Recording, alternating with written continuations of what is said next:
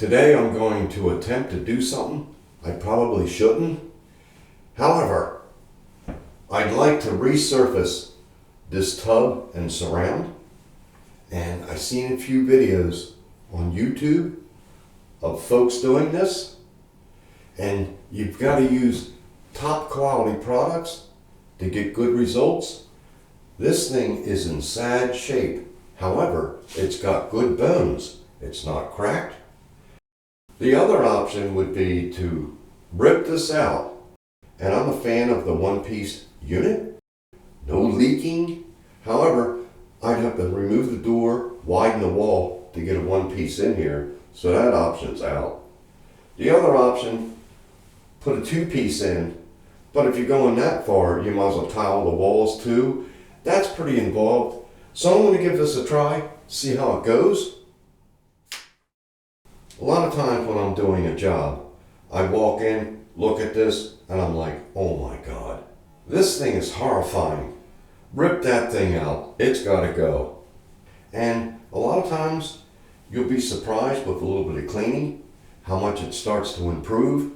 Someone had painted the surface in the past, and I'm sure they were trying to improve the look. Just looks like regular house paint.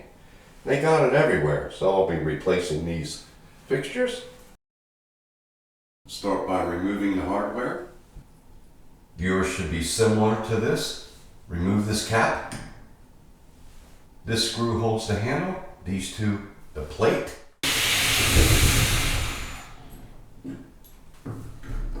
Nice.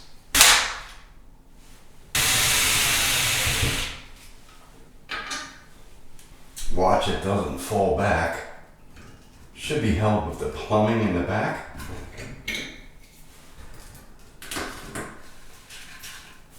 So there's the original tub surface, and it's nice and smooth. Usually you can just turn this by hand. Nice.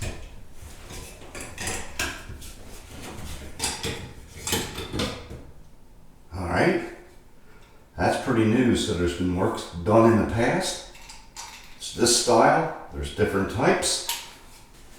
Should have mentioned this first. If you don't have a screen in your drain, stuff it with a rag so a screw doesn't fall down. This just lifts right up and out. It's old style. Oh, there it goes.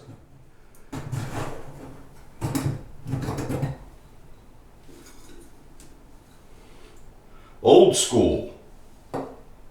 Nasty. Here I have three types of scrapers. This is a plastic razor blade, and that's a razor blade paint scraper. Standard putty knife.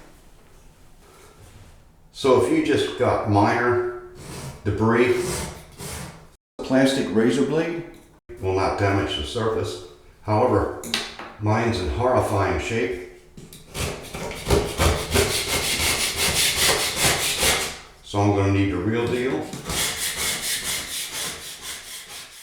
Scrape down the entire surface first. Here we've got one of them stick-on hooks. Putty knife should handle it. Nice! And then the plastic razor blade or razor. Much better. Here we've got some leftover stickies.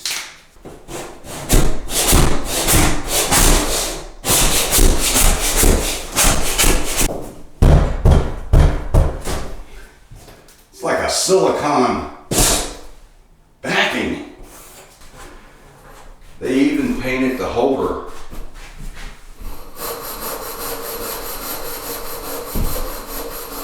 That's coming off. One thing nice about this tub project, I have nothing to lose. It's in so sad shape.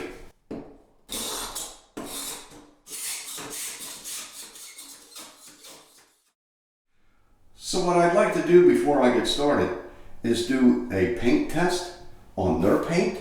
As you can see, there's no shine to this. It looks like house paint. But let's see how well it adhered.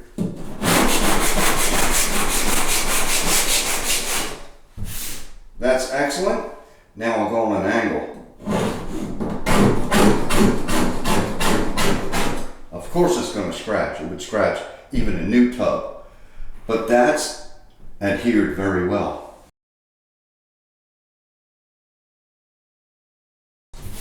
And the surface is extremely rough. So here's where I just scratched that up. However, I'm starting with an orbital sander, 120 grit, since this is so rough. And let me get a close-up and see if we can take what I just scratched up out.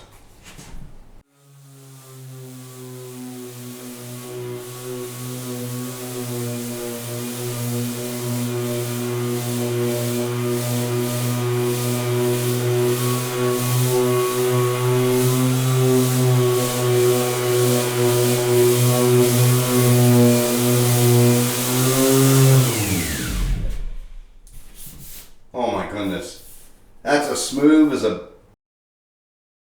Anyway, it's super smooth. Look at that. I think I'm down to the original surface. My goodness, if I did this to the whole bath, maybe I wouldn't have to paint it. Listen how it goes from rough to smooth.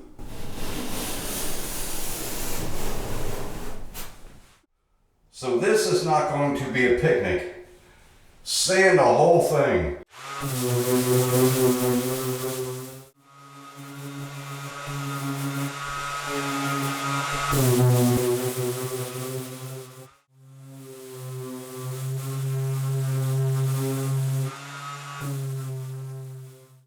Oops, I need a mask. So that first round smoothed everything out. However, I'm going to take it a step further. So what I'm going to do next is switch from 120 grit to 40, and that is super abrasive. So I'm playing the guinea pig. For your convenience, I'm going to focus in this area here and see what this heavier grit will do between the original surface and this.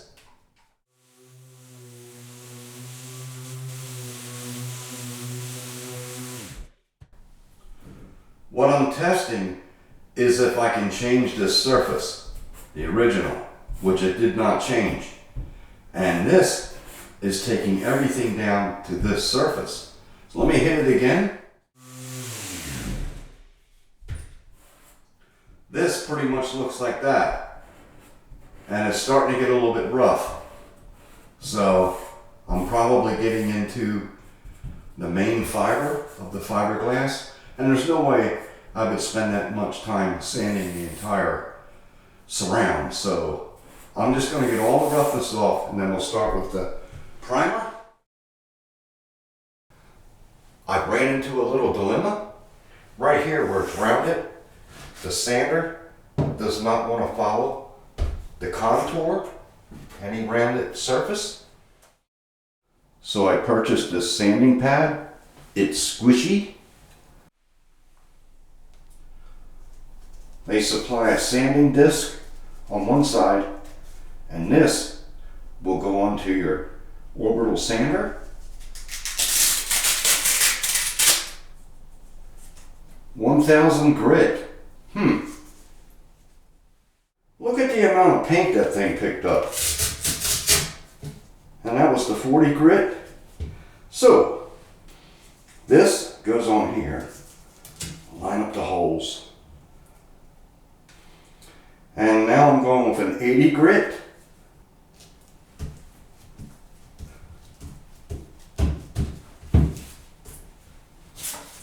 So the benefit of the pad, it will wrap around the corner.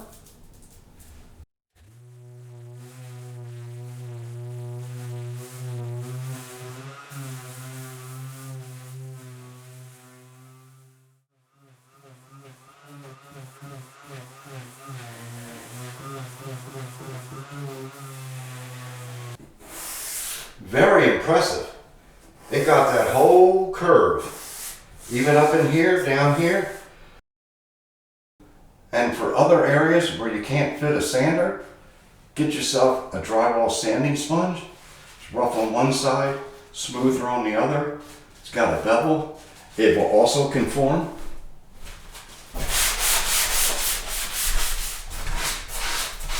Works well.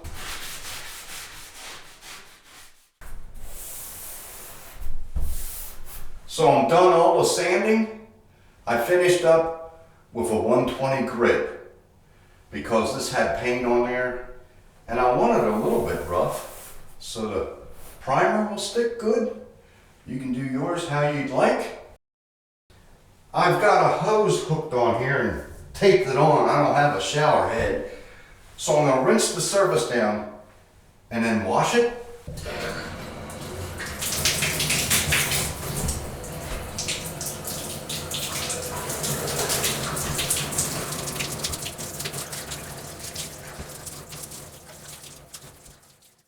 I'm going to wash down the surface with some Comet kitchen pad. Yeah. Comet is also abrasive. Good degreaser.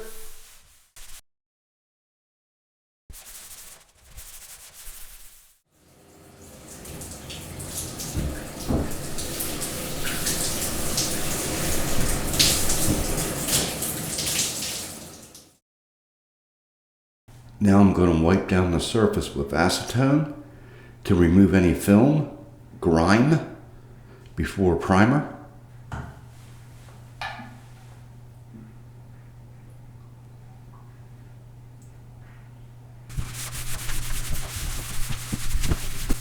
You can also use nail polish remover, rubbing alcohol.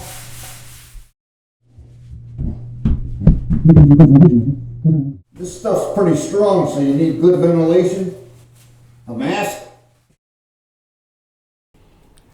Here's the products I'll be using. Rust-Oleum Primer. And then we got the top coat, high gloss white. Originally I purchased these on Amazon. It took forever. Well, it actually never showed up. So I got my money back. And I'll put a link in the description, Lowe's or Home Depot, just for information purposes. They say this primer's a bit thick, chunky, and that's to fill in any pores, imperfections, so you get a smooth finish with the top coat. So we'll open this up and mix it. Whoa! Doesn't even look white. That's been sitting a while. So, what I'm using is a spoon on a drill. Oh yeah, that's real thick down in there. It's gonna be a while. Probably gonna spin the whole can.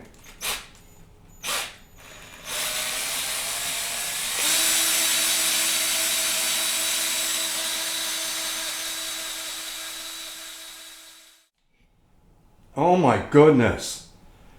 That's ridiculous.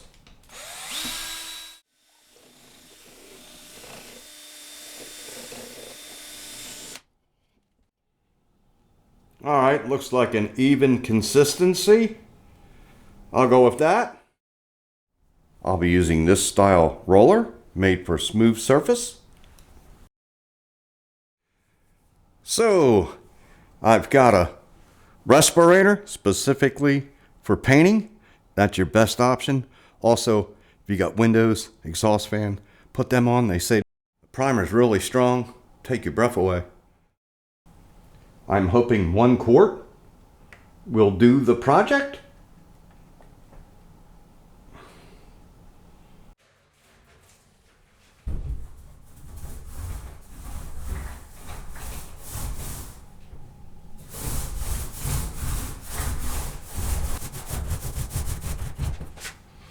I'm rolling back over to get any lines out.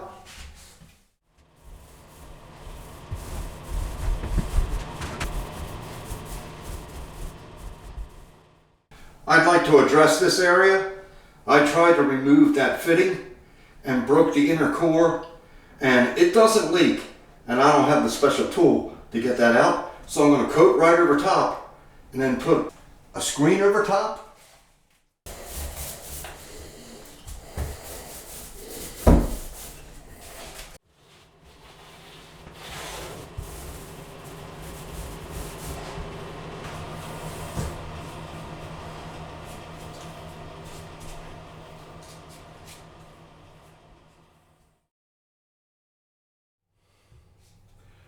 overall it looks pretty good, semi-dry, and they say in between coats to wait 2 to 4 hours and give it a light sand. However, I might give the high traffic areas a second coat before the top coat. Now for the paint. Nice. I'll mix that the same way, and I applied a second coat of primer to the bottom section of the tub, and this would be the same as the primer. So I'll get this on there and skip to the final results.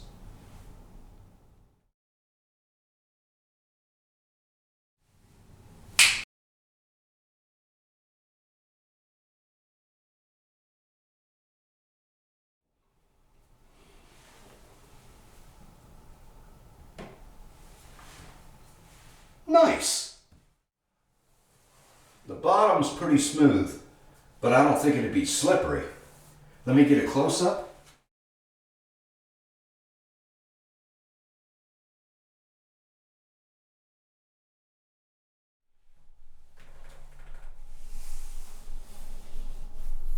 Nice and smooth. A little bit of debris.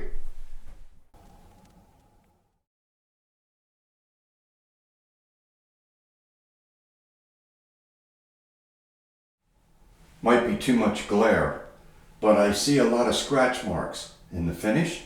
Some of that was already in the fiberglass before painting. However, there's long streak lines right here, and that might be from the roller. So I could easily sand that out, recoat it, and it would disappear.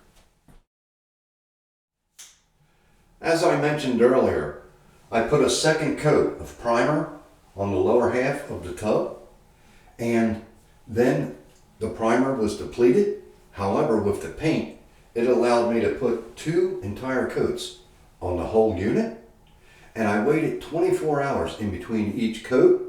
This stuff takes a long time to dry, depending on humidity conditions, and now I'm going to wait 5 days or longer before showering. One thing nice about this project, I'm updating the entire bathroom, so I didn't have to worry about the flooring, walls.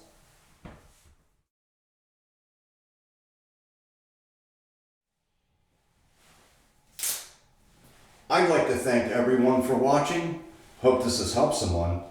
And if you'd like to see how I remove the paint from those fixtures or other related videos, I'll provide a link